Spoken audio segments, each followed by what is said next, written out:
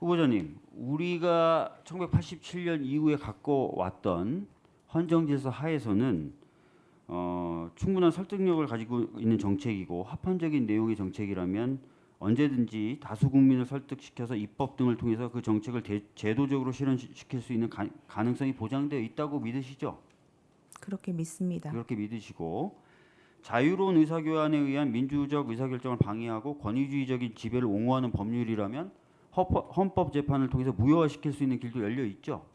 그렇습니다. 그래서 민주적인 공론 과정을 통해서 토론이나 이런 것들을 통해서 제도가 만들어지거나 개선될 수 있는 가능성이 충분히 보장되어 있고 이러한 가능성이 보장되어 있음에도 불구하고 물리력을 동원한다든지 심지어 폭력이나 군사력을 동원해서 이러한 체제를 이용하지 않고 자신의 뜻을 관철하려고 하면 안 되겠죠. 원칙적으로는 그렇습니다. 네, 맞습니다. 제가 방금 읽어드렸던 내용이 어디서 나오는 내용이냐면 통합진보당 해산 결정에 대한 헌재 결정례인데요. 이런 가능성, 이런 제도가 보장되어 있기 때문에 물리력을 행사해서는 안 된다. 근데 물리력을 행사하려고 했었다라는 취지로 판단을 쭉 해나가고 있습니다. 물론 이 결정례의 내용 자체에 대해서 여전히 동의하지 않는 분들도 계시지만 적어도 이 문구에 대해서는 아무런 이견도 존재하지 않을 거라고 생각합니다. 그런데 제가 봤을 때 12월 3일 날 있었던 내란 행위, 비상계엄 선포는 이런 가능성에 대한 믿음 또 이런 가능성을 전제로 한 모든 시스템을 부정한 거라고 보여집니다. 몇 가지 질문을 좀 드리도록 하겠습니다. 관련해서. 어느 정도 알고 계실지 모르겠지만 자, 22대 국회, 지금 국회입니다. 지금 국회에 국가보안법을 폐지하려는 국가보안법 폐지 법률안이 발의된 게 있습니까? 제가 거기까지는 알아보지 못했습니다. 네. 이제 헌재 재판관 되시면 좀 관심을 널리 가지셔야 됩니다. 네. 현재 22대 국회에 국가보안법을 폐지하기 위한 국가보안법 폐지 법률안은 하나도 제출된 게 없습니다. 자, 그런데 윤석열 씨는 국가보안법 폐지를 시도하고 있다, 국회가. 이렇게 얘기하고 있습니다. 상황과 배치되는 말 맞죠? 만약에 그 사실이 맞다면은 네. 배치되는 것으로 보입니다. 네. 자, 그 다음에 외국인을 간첩으로 처벌할 수 있는 간첩죄에 대한 형법 개정안은 올해 11월 13일 날 법사위 법안 소위에서 여야 합의로 통과돼서 현재 전체 회의에 계류 중에 있고요. 더불어민주당 의원을 포함한 야당 의원 5명이 동일한 취지의 법을 발의한 바가 있습니다. 간첩죄 조항을 수정하려고 했지만 거대 야당이 완강히 가로막고 있다. 완강히 가로막고 있으면 여야 합의로 법안 소위 통과됩니까? 저희가 숫자가 훨씬 많아요. 막으려고 하면 막죠. 합의해서 처리했다. 저희가 완강히 막은 겁니까? 이게 문장이 되는 겁니까? 어떻게 보세요? 개별적으로 쪼개서 물어보는 거예요. 예, 하나하나 사실관계를. 말씀하신 사실관계가 맞다면 그렇게 평가하기는 어렵겠죠. 그렇죠. 자, 선관위에 부정선거 의혹이 있어요.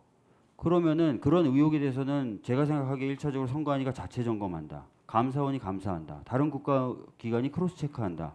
그래도 안 되면 수사기관인 경찰이나 검찰이 압수수색을 한다든지 수사를 통해서 진상을 규명하겠죠. 국방부 장관이 병력을 투입해서 이 진실을 밝혀야 된다. 우리 헌정질서에서 이게 맞는 말입니까? 부정선거 의혹이 있으니 군사를 투입하겠다. 수사도 안 했고, 그죠? 그 다음에 심지어는 다른 여러 국가기관이 검증해서 아무런 문제 없다고 보고를 올렸음에도 불구하고 나는 못 믿겠으니 군사력을 투입하겠다. 국방부 장관이 검사해라. 아까 말씀드렸던 우리가 갖고 왔던 헌정질서에서 이게 허용되는 해법입니까? 일반적으로는 연관성을 찾기 어려울 것 같습니다. 다만 그 대통령 측에서 이후에 재판에서 그 연관성에 대해서 해명하는 주장을 내거나 증거를 내시면 또 다른 판단도 가능하지 않을까 싶습니다. 저는 이렇게 생각해요. 아까도 제가 말씀드렸지만 합헌적으로 해결할 수 있는 다양한 수단을 갖고 있는 경우에 그걸 다 소진하고 나서도 도저히 안 될 때 생각해 볼 만한 것이 군사력을 투입하는 겁니다. 그런데 제가 방금 말씀드렸잖아요. 그러면 경찰이나 검찰이 압수수색을 했느냐, 선관위에 대해서. 그런 것조차도 안 했잖아요. 그건 명확하지 않습니까? 그런데 그냥 불쑥 군사력을 투입해요? 그게 말이 되냐고 그냥 여쭤보는 거예요. 헌법의 원리상. 네. 계엄법도 경찰력으로 통제가 안 될 때 병력을 넣는다고 돼 있죠. 그걸 보충성의 원칙이라고 하고 최우수단성의 원칙이라고도 하죠. 네. 예.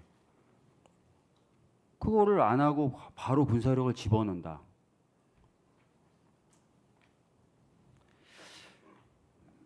그럼 앞으로 대통령이 생각하기에 어휴 이거 뭐 야당이 국가보안법을 폐지하려고 하는 것 같아. 느낌상. 그럼 군사력을 집어넣고 국회에다가. 선관위가 좀 이상한 것 같아. 군사력을 집어넣고. 이렇게 해도 되나요? 안 됩니다. 절대로 안 되죠? 이런 짓을 한 거예요.